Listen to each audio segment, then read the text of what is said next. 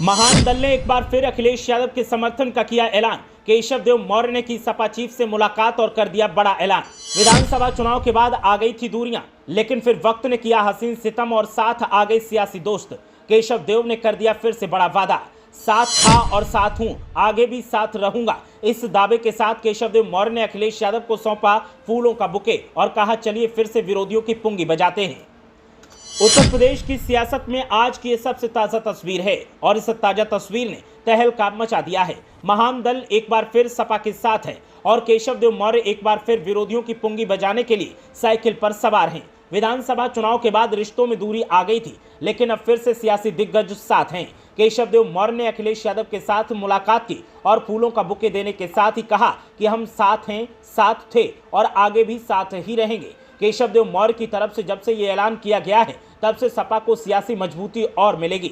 अब दिल्ली से लेकर यूपी तक राजनीतिक गलियारों में हलचल बढ़ गई है। सभी दल अपने अपने चुनावी पैतरे को भुनाने में लग गए हैं। हर रोज नेताओं के बीच में बयानबाजी देखने को मिलती है। इसी कड़ी में समाजवादी पार्टी के साथ महान दल भी आ गया है। महान दल और समाजवादी पार्टी के एक साथ आने से लोकसभा चुनाव में पार्टी को ताकत मिलेगी। जानकारी के लिए बता दें कि सपा अध्यक्ष अखिलेश यादव से केशव देव मौर्य ने मुलाकात की है। इस मुलाकात के साथ केशव देव मौर्य ने कहा कि समाजवादी पार्टी के साथ था और रहूंगा। लोकसभा चुनाव में गठबंधन मजबूती से लड़ेगा।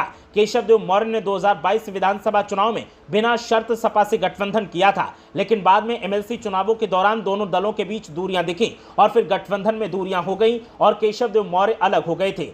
अब जब सपा से पुराने साथी नाता तोड़ चुके हैं और पार्टी से दूर होते जा रहे हैं, तो ऐसे में महान दल का साथ आना सपा के लिए कहीं न कहीं ताकत का काम तो जरूर करेगा।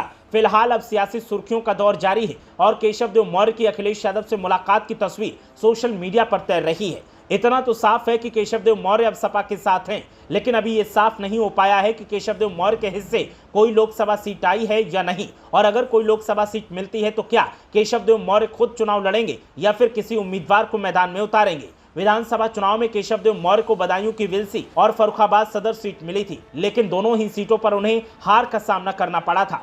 अब देखना यह है कि सपा क्या फैसला अपने इस गठबंधन साथी के लिए लेती है। ब्यूरो रिपोर्ट, मीडिया हलचल।